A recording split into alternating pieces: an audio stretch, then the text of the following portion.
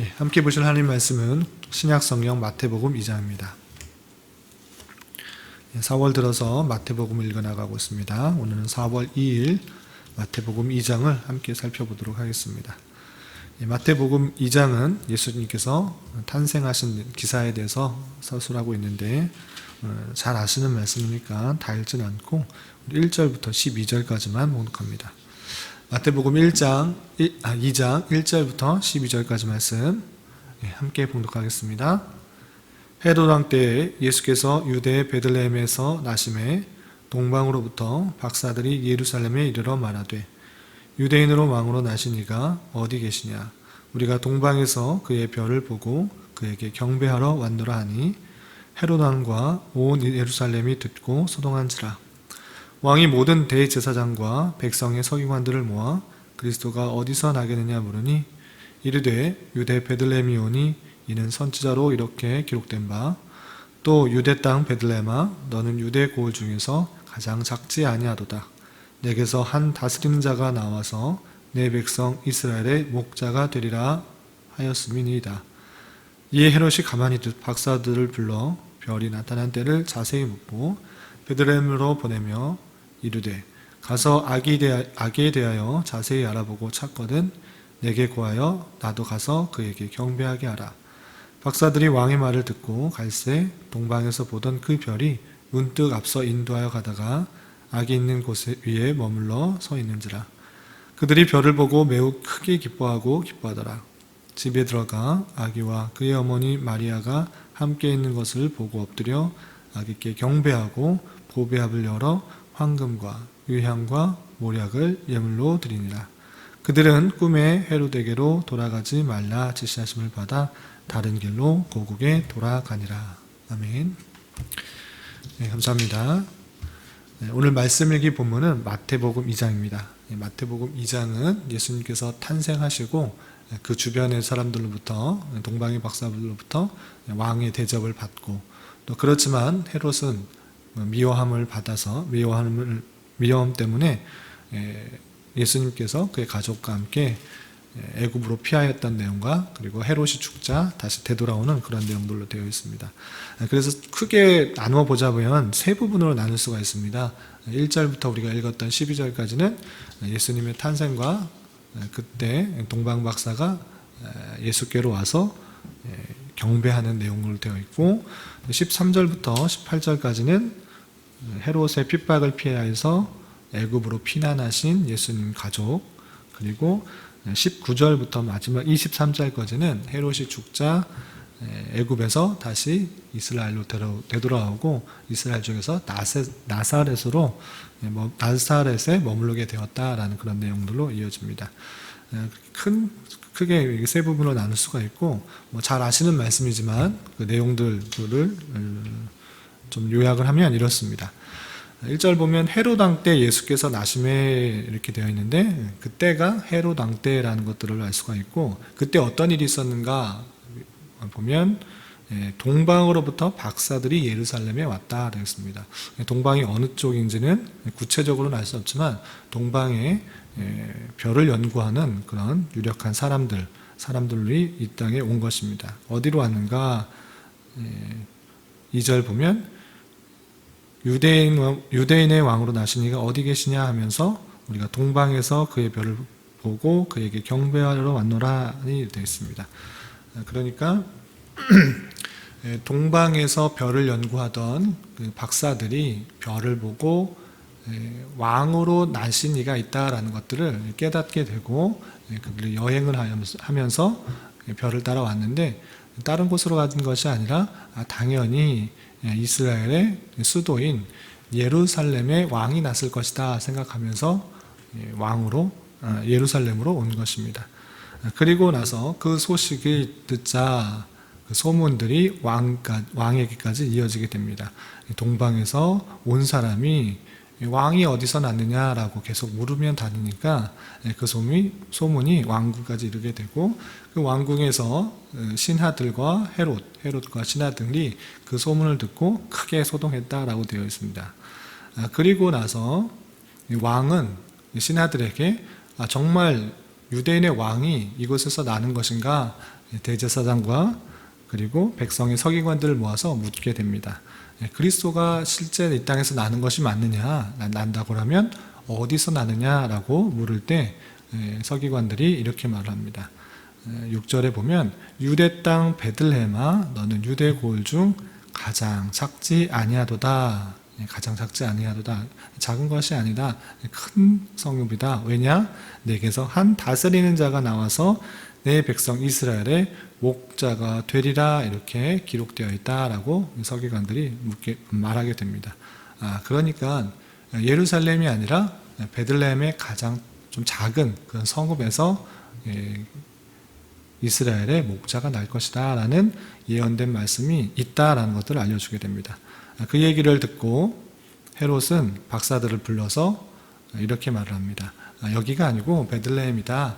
그리고 너희들이 아기 왕을 찾게 되면 경배하고 나서 나도 가서 경배할 테니 나에게도 그것을 알려달라 이렇게 말을 하게 됩니다.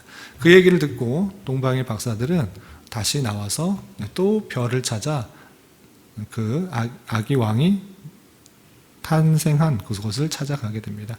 그 별이 한 곳에 머무르게 되자 동방의 박사들은 그 집으로 들어가서 아기 왕이 태어난 것을 보고 크게 기뻐하며 갖고 온 그 왕의 제물들을 드립니다. 왕에게 드리는 예물들이 드립니다. 그래서 11절에 보면 황금과 유향과 모략을 예물로 드리면서 가장 큰 경배를 하면서 그것을 기뻐하고 있는 것을 볼 수 있습니다. 그리고 12절에 보면 그렇게 다시 왕 헤롯에게 돌아간 것이 아니라 꿈에 헤롯에게로 돌아가지 말라라는 지시함을 받아서 그들이 고국으로 돌아갈 때 왔던 길로 가는 것이 아니라 다른 길로 돌아갔다 이렇게 되어 있습니다.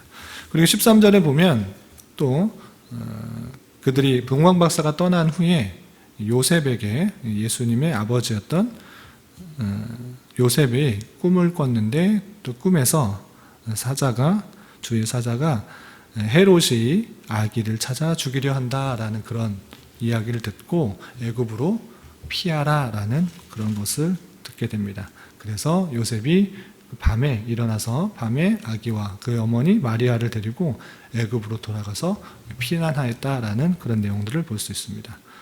그리고 헤롯이 박사들이 그냥 돌아갔다는 사실들, 속았다라는 사실들을 알게 되고 그로 말미암아 그 베들레헴과 그 주변의 사람들 2살 이하의 어린아이들을 다 죽였다라는 내용들이 18절까지 이어지게 됩니다. 그리고 19절에 보면 헤롯이 죽은 후에 그러니까 얼마 안 돼서 그 일들이 얼마 안 돼서 한 3, 4년 정도 지난 후로 역사학자들이 보고 있습니다. 헤롯이 죽은 후에 주의 사자가 애굽에서 요셉에게 현몽하였다라고 되어 있습니다. 애굽에서 그의 가족들이 피난하여 머물고 있는데 또 주의 사자가 꿈에 나타나서 깨닫게 해준 것입니다. 무엇으로 깨닫게 되느냐? 일어나서 다시 이스라엘로 돌아가라라고 말을 한 것입니다.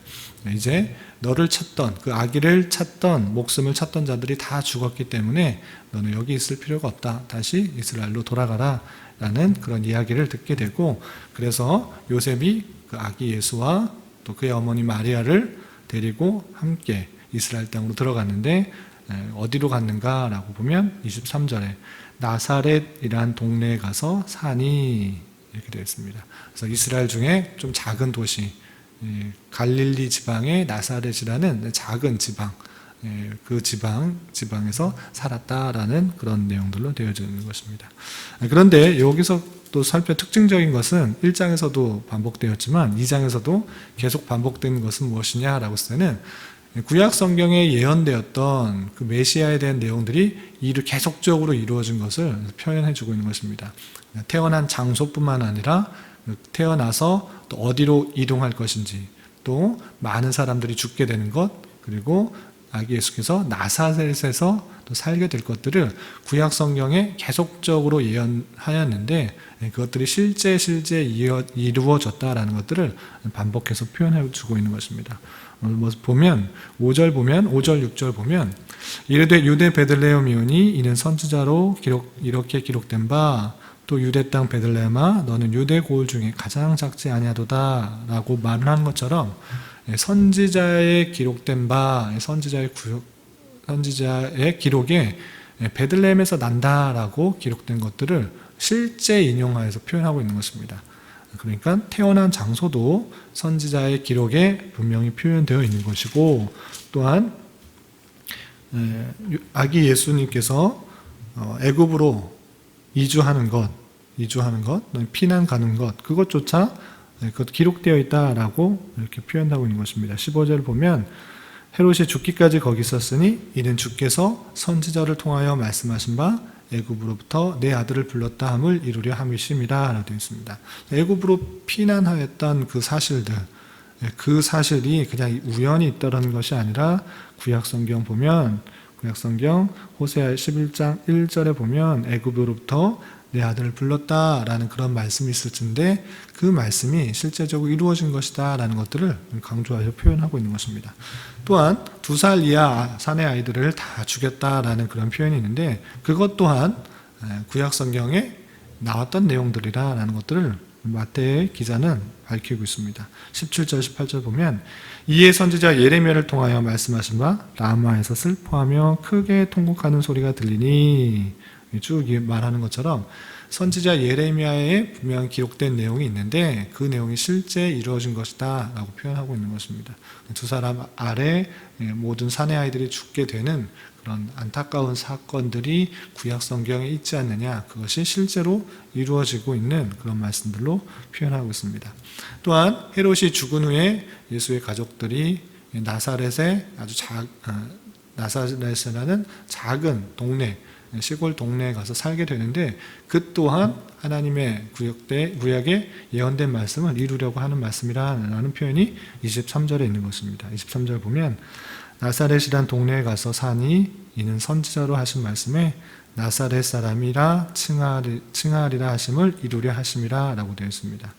이렇게 나사렛 사람이라 라는 그 표현이 구약성경 이사야 41장 1절 이렇게 여러 군데 표현되고 있는데 그 표현들이 실제로 이루어지게 하기 위해서 하나님께서 그쪽으로 인도하여 주신 것이다. 또 그렇게 살았는데 실제 그 말씀이 구약 성경에 있는 것이고 이루어진 것이다. 성취된 것이다. 이렇게 표현하고 있는 것입니다. 그래서 이 장에서도 계속 강조된 것은 무엇이냐면 구약 성경을 잘 알고 있는 이스라엘 백성들이 실제 그 말씀대로 이루어진 분이 예수 그리스도시다라는 것들을 강조하고 있는 것입니다.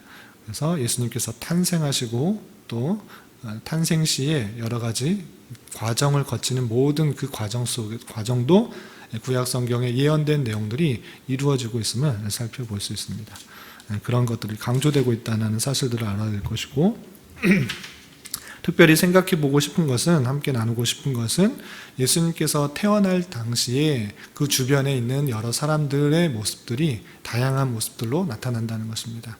그러니까 아기 예수님께서 이 땅에 오셨을 때 그것을 보고 참된 왕으로 고백하며 멀리서 찾아와서 물어 찾아와서 아기 예수님을 발견하고 황금과 유향과 모략을 드림으로 정말 왕의 대접을 하고 기쁨으로 하나님께 경배하였던 박사들이 있는가 하면,